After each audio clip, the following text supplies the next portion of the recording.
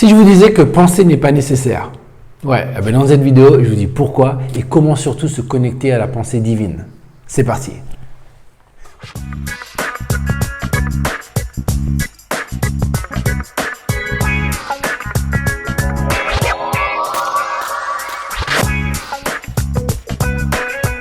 On connaît tous la phrase « je pense donc je suis » de Descartes.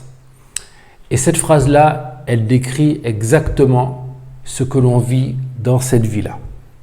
L'état de cette vie est parce que l'on pense. C'est la pensée qui a engendré ce monde. C'est la pensée qui a engendré ce corps. C'est la pensée qui a engendré toutes choses que l'on voit autour de nous. Et donc, comme on a vu la dernière fois, toutes les choses que l'on voit autour de nous, on a dit qu'elles n'avaient pas de valeur. On a dit aussi que le monde était une illusion. Donc forcément, la logique veut que ce qui engendre ce monde soit aussi sans valeur. Donc la pensée. La pensée n'aurait pas de valeur. Ouh. Et ça fait peur à l'ego. Ça, il n'aime pas entendre ça. Comment ça, ma pensée n'a pas de valeur? Le titre de la vidéo, c'est « Je pense, donc je souffre ». On a vu que dans le système de l'ego, dans le système mondain, donc dans le plan mondain, c'est la souffrance. Et c'est parce qu'on pense de la manière qu'on pense qu'on souffre. Parce qu'on voit de la valeur à l'extérieur de nous. Donc je pense, donc je souffre. Et donc, l'ego, il n'aime pas ça. Parce que forcément, là, tu te dis, attends Patrice, ça va trop loin cette idée-là. Comment ça, ma pensée n'a aucune valeur? Non, ta pensée n'a absolument aucune valeur. Elle a la valeur qui a créé la séparation. Donc ta pensée est séparée de ce qui est. Elle est séparée de toi. Et donc là, forcément, on se met à penser. On se dit, mais attends, quand je pense à ça là, c'est cool quand même, c'est une bonne idée. Quand je pense à, par exemple, mon enfant qui est en train de jouer d'un instrument et je le regarde avec fierté, ça c'est une belle pensée. Et on se dit qu'effectivement, notre pensée doit avoir une certaine valeur quand même. Oui, elle en a une, elle a la valeur de l'illusion. Elle représente l'illusion, c'est elle qui a créé l'illusion. Donc, la suite logique de cette réflexion emmènerait à dire quoi? Emmènerait à dire que la pensée, elle n'est pas du tout nécessaire. Et c'est ça en fait qui fait peur à l'ego, c'est que l'ego n'arrive pas à se concevoir sans la pensée. Parce qu'il se conçoit intelligent, il se conçoit comme un être qui sait. Même si on s'accapare cette phrase « la seule chose que je sais, c'est que je ne sais pas », la plupart des gens ne vivent pas cette réalité. C'est-à-dire qu'ils partent sur le principe qu'ils savent. Ils partent sur le principe que ce qu'ils pensent, ce sont des faits. Ce qu'ils voient, c'est palpable, c'est concret. C'est je sais que ça existe. Je sais que ce livre est palpable. Je sais que mes enfants sont importants. Je sais que c'est ma femme. Je sais que c'est mon ami. Je sais que c'est mon travail. Je sais que si je ne travaille pas, je n'aurai pas d'argent. Je sais que l'argent fait en sorte que je ne manque de rien. Ainsi de suite.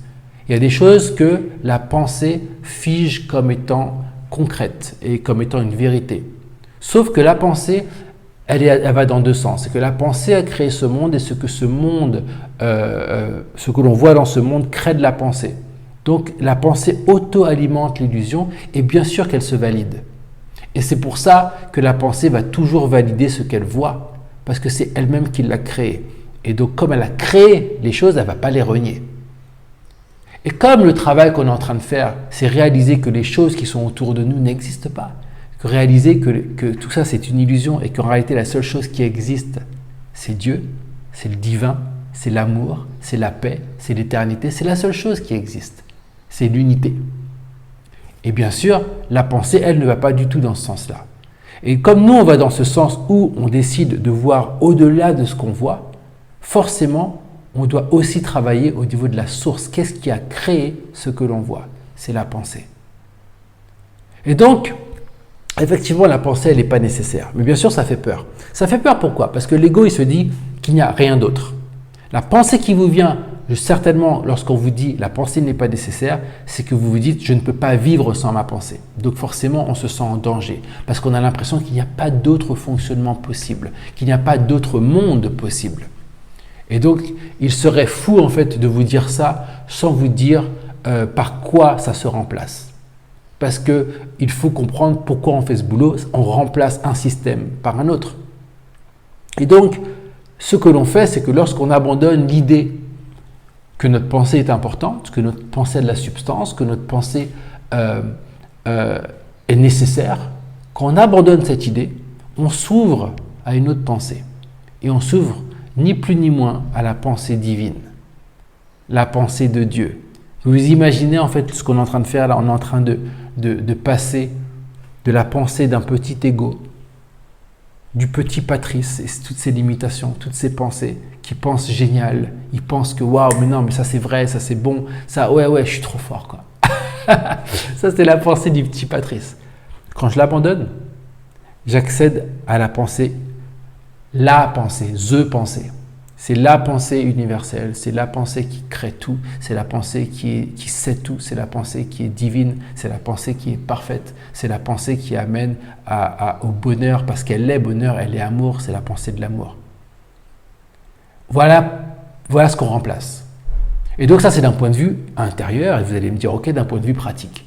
D'un point de vue pratique, c'est que la pensée divine ne réfléchit pas comme la pensée de l'ego. C'est-à-dire qu'elle n'a pas besoin, ce n'est pas des mots qui sortent, c'est pas une continuité, ce n'est pas une logorée intérieure qui n'arrête pas en fait de parler. Non, la pensée de Dieu, elle est paix, elle est calme.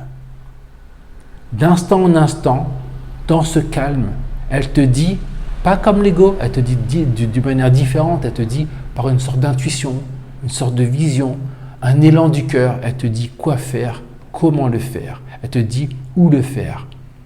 Elle te dit les choses, pas forcément en planifiant en avance. C'est d'instant en instant. C'est pour ça que le travail qu'on doit faire doit être fait sur le moment présent. Une notion dont on va encore parler un peu plus tard. Mais le moment présent, c'est là que ça se passe. Parce que c'est dans ce moment présent qu'on crée la paix. On reste dans la paix intérieure. Et dans cette paix-là, on est guidé à faire ce qu'on a à faire. Donc ce n'est pas que vous ne devez pas faire. Parce que l'ego, il aime bien comprendre les choses à l'extrême. Je ne suis pas en train de vous dire que vous n'avez rien à faire. Je suis en train de vous dire que la source, l'élan intérieur sera différent. Ce ne sera pas quelque chose de l'ego qui veut accumuler, qui veut planifier parce qu'il a peur de ne pas avoir ou qu'il a peur il a peur de ne plus exister. Et donc, il planifie tout sur ça. Dieu part du principe qu'il t'a déjà tout donné. Et toi, tu dois reconnaître que tu as déjà tout. Et de ce tout, c'est-à-dire que tu n'as besoin de rien. Donc tout ce que tu vas faire va être une extension de cette perfection, une extension de la vérité que tu es complet, que tu es complète. Et donc tu t'imagines bien que rien que de ce postulat, ta vie elle ne peut que changer. Parce que les actions vont changer, ta manière de concevoir la vie va changer parce que tu l'abordes d'une manière divine. Et donc tu es totalement, dans ce dont on a parlé dans la vidéo précédente, tu es totalement dans le plan divin. Et donc, pour ça, il faut comprendre que la pensée, il faut commencer à voir son inutilité et commencer à voir qu'elle n'a pas de valeur. Et bien sûr, c'est un travail qui doit se faire doucement parce que c'est le choc. C'est le choc quand on entend ce genre de choses. On se dit, attends, quand même là, ne plus penser, c'est ce qu'on est, quoi, la pensée. Et donc forcément, c'est un choc. Donc il faut y aller doucement. Voilà, jouer avec cette idée. Laisser le truc s'imprégner, y aller doucement. On a vu que le monde était une illusion, on a vu que les choses autour de nous étaient vides, on voit aujourd'hui que les pensées sont vides aussi. C'est beaucoup, donc on y va cool. L'autre chose que j'ai envie de vous dire, c'est que bien sûr, comme vous le savez, ces leçons-là, enfin ces vidéos-là sont inspirées par les leçons du cours en miracle. Et la leçon du cours en miracle aujourd'hui s'intitulait « Ces pensées ne signifient rien, elles sont comme les choses que je vois dans cette pièce ». Et donc, c'est laisser infuser ça.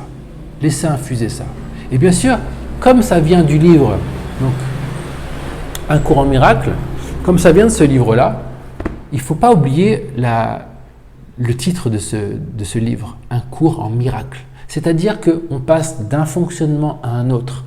C'est pas vous abandonner votre fonctionnement et puis il n'y a plus rien.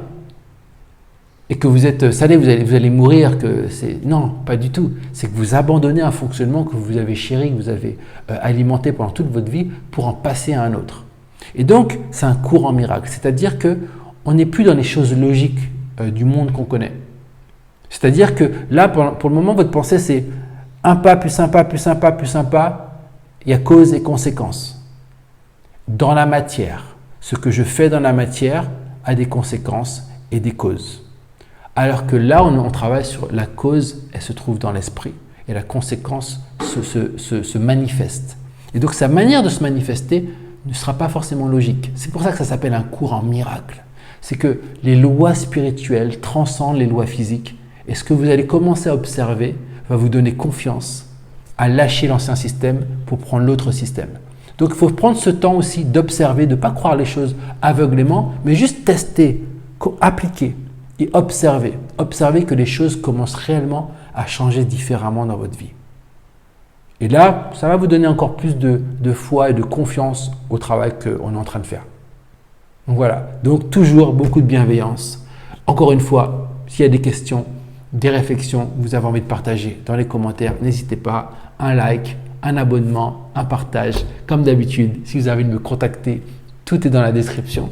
Et puis, à très bientôt dans la prochaine vidéo. Bye bye.